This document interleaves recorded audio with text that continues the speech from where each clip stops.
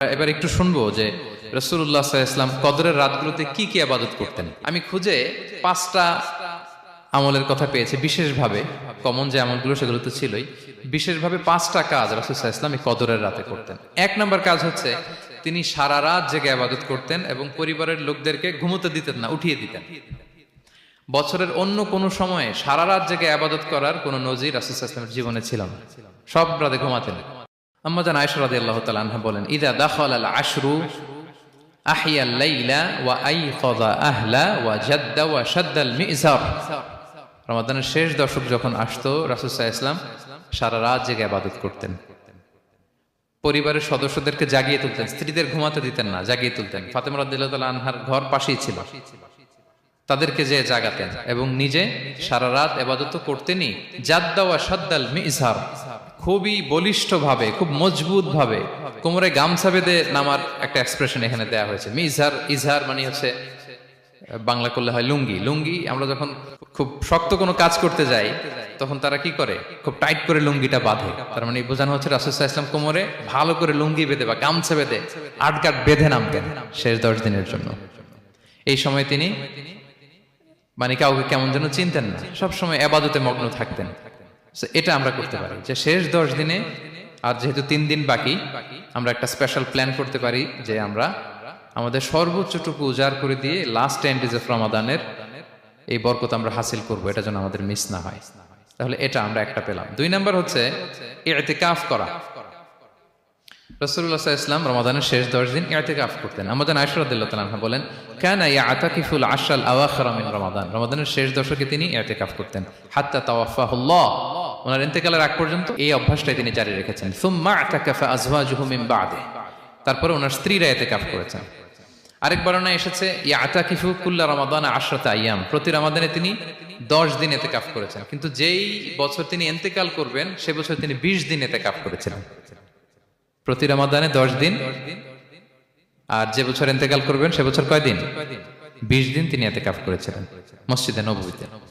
তাহলে আমরা এই রমাদানের শেষ দশকে এটা করতে পারি। 2 নম্বর পয়েন্ট হচ্ছে ইতিকাফ করা। তো আমরা যেন ইতিকাফ করার চেষ্টা করি।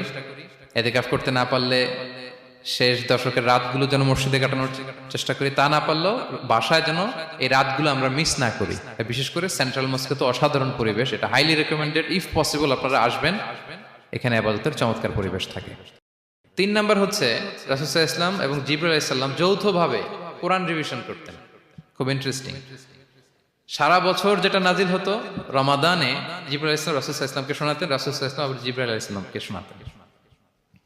সহিহ বুখারীর বর্ণনা, কানা জিবরিলু ইয়ালকাহু ফি কুল্লি লাইলাতিন মিন রমাদান ফায়ুদারিসুহুল কুরআন। প্রতি রমাদানের প্রতি রাতে এসে রাসূল সাল্লাল্লাহু আলাইহি ওয়াসাল্লামের সাথে কোরআন মুদারাসা করতেন। সহিহ মুসলিমের বর্ণনায়, আন্না জিবরিল কানা ইউআরিদুহু বিল কুরআন কুল্লা আমিন মাররা। প্রতি বছর রমাদানে একবার শোনাতেন বা শুনিয়েছেন। যে বছর তিনি ইন্তেকাল করবেন তিনি 2 বার শুনিয়েছিলেন। আরাদা ইউআরিদু মানে এটা ফ্রম বোথ সাইড। আরবি শব্দটা এমন যে জিবরাইল আলাইহিস সালাম শোনাতেন, এরপর রাসূল সাল্লাল্লাহু আলাইহি ওয়াসাল্লাম জিবরাইল আলাইহিস সালামকে শোনাতেন। কোরআন রিভিশন করা। তো এই শেষ দশকের রাতগুলোতে আমরা যেন বেশি বেশি কোরআন পড়ি। কোরআন তেলাওয়াত, কোরআনিক রিসাইটেশন হতে পারে, কোরআনের অর্থ পড়া হতে পারে, তাদাব্বুরে কোরআন হতে পারে, কোরআনের হালাকায় জয়েন করা হতে পারে।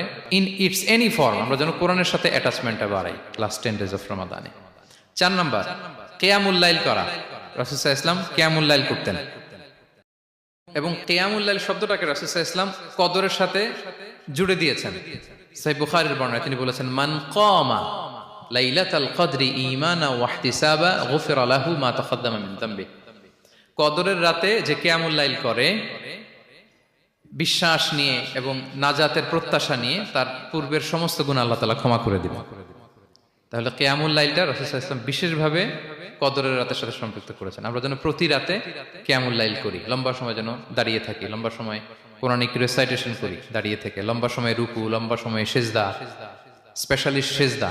আখরাবু মা ইয়াকুনুল আবদু মির রাব্বিহি ওয়া হুয়া সাজিদ ফাআকসিরু ফিহি দুআ।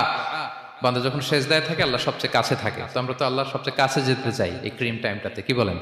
আমরা যেন লম্বা সময় সিজদাতে থাকি। কিন্তু আমাদের অনেকের যেটা হয়, নামাজে তাড়াহুড়ো, অনেকের সব ব্যস্ততা যখন নামাজে দাঁড়াই এরকম হয়ে যায়।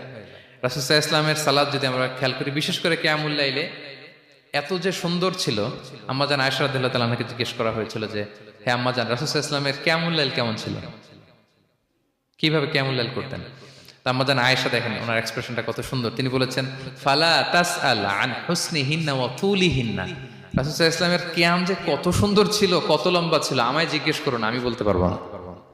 আমরা অনেক সময় যখন খুব বেশি চমৎকার কিছু হয় তো আমরা কি বলি, ভাই এত সুন্দর ছিল আমি বোঝাতে পারবো না, এরকম বলি না যে এত অসাধারণ আমি বলে বোঝাতে পারবো না। বাংলাতেও কিন্তু আমরা বলি এত চমৎকার বলে বোঝাতে পারবো না, শব্দের বুননে ভাষার বুননে আমি ফুটিয়ে তুলতে পারবো না।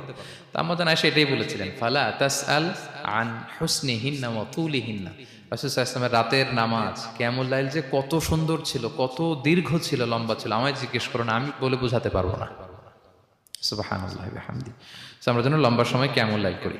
আম্মাজান আয়েশা রাদিয়াল্লাহু তাআলা আনহা আরো বলেন কানা ইয়াকুমু মিনাল লাইলি হাত্তা তাতাফাত্তারা কদামা, এত দীর্ঘ সময় দাঁড়িয়ে থাকতেন, থাকতে থাকতে ওনার পা ফুলে যেত, পা দুটো ফুলে যেত। আপনিও দীর্ঘ সময় দাঁড়িয়ে দেখেন যে পায়ে ঝিম ধরে যাবে, পা ফুলে যাবে, এটা করতেন রাসূল সাল্লাল্লাহু আলাইহি ওয়াসাল্লাম। তো আম্মাজান আয়েশা বলেন ইয়া রাসূলুল্লাহ লিমা তাসনাউ হাযা ওয়া ক্বাদ গুফিরা লাকা মা তাকদ্দামা মিন যামবিকা মা তাআখার, আপনি এত কষ্ট কেন সহ্য করেন নিজের দেহের উপরে?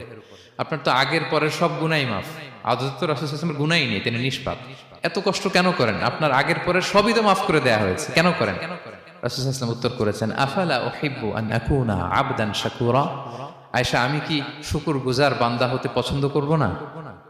আল্লাহ তাআলা আমাকে তার রহম এবং করমে সব মাফ করে দিয়েছেন, কিন্তু আমি কি শুকরগুজার হব না? আমি কি আমার রোলটা প্লে করব না? আমি কি নিজেকে সঁপে দেব না আল্লাহ তাআলার কাছে জায়নামাজে? তো এটা ছিল সংক্ষেপে রাসূল সাল্লাল্লাহু আলাইহি ওয়াসাল্লামের কিয়ামুল লাইলের ধরন। এভাবে তিনি দীর্ঘ সময় কিয়ামুল লাইল করতেন। আমরা যেন এটা করি। সেন্ট্রাল মস্কে কিয়ামুল লাইল এবছরও নিশ্চয়ই হচ্ছে, আমরা যেন অংশগ্রহণ করি। 5 নম্বরে রাসূল সাল্লাল্লাহু আলাইহি ওয়াসাল্লাম দোয়া করতেন। এই কদরের রাতগুলোতে খুব বেশি বেশি দোয়া করতেন। দোয়া নিয়ে আমরা একটা জুমার খুতবা দিয়েছিলাম, সেখানে আমরা বলেছিলাম যে দোয়া হতে হবে খুব আন্তরিক দোয়া, রোবোটিক দোয়া যেন না হয়। আপনার আবেগ, ভালোবাসা, মনের মাধুরী মিশিয়ে, চোখের পানি মিশিয়ে, অশ্রু সিক্ত করে এই দোয়াটা করতে হবে, তাহলে সে দোয়া আল্লাহর কাছে কবুল হবে। আমরা যেন আমাদের ভাব, আবেগ সব ঢেলে দিতে পারি আমাদের দোয়াতে, আমাদের সেজদায়, আমাদের কিয়ামুল লাইলে। এবং যে কোনো ভাষায় কোরআনিক দোয়াগুলো রেকমেন্ডেড, হাদিসের মাসুরগুলো রেকমেন্ডেড।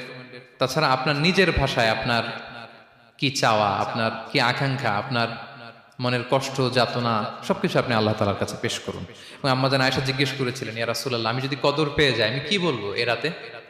মা আদউ, কি দোয়া করব? রাসূল সাল্লাল্লাহু আলাইহি ওয়াসাল্লাম বললেন তাকুলিন, আয়েশা তুমি বলবে আল্লাহুম্মা ইন্নাকা আফুউন তুহিব্বুল আফওয়া ফাআফু আন্নী। আয়েশা তুমি যদি কদরের রাত পেয়ে যাও এটা বলবে, হে আল্লাহ আপনি ক্ষমাশীল, আল্লাহ আপনি ক্ষমাকে পছন্দ করেন, আল্লাহ তাই আপনি আমায় ক্ষমা করেন। হে আল্লাহ আপনি ক্ষমাশীল, আপনি ক্ষমাকে পছন্দ করেন, আল্লাহ আপনি আমাকে ক্ষমা করেন। এই দোয়াটা আমরা যেন বেশি বেশি করি। আমার সাথে সাথে সবাই একটু পড়ুন মেহেরবানি করে। আল্লাহুম্মা ইন্নাকা আফুউন তুহিব্বুল আফওয়া ফাআফু আন্নী। আল্লাহুম্মা ইন্নাকা আফুউন তুহিব্বুল আফওয়া ফাআফু আন্নী। হে আল্লাহ আপনি ক্ষমাশীল, আপনি ক্ষমা করাকে পছন্দ করেন, আল্লাহ আমাকে ক্ষমা করেন। আমরা আমাদের নিজেদের ভাষায় অনেক দোয়া করতে পারবো, কিন্তু রাসূল সাল্লাল্লাহু আলাইহি ওয়াসাল্লামের শেখানো দোয়াগুলো এটা হচ্ছে মানে very precise in wording but comprehensive in meaning. এটার অর্থ, এটার আবেদন এটা অনেক বেশি।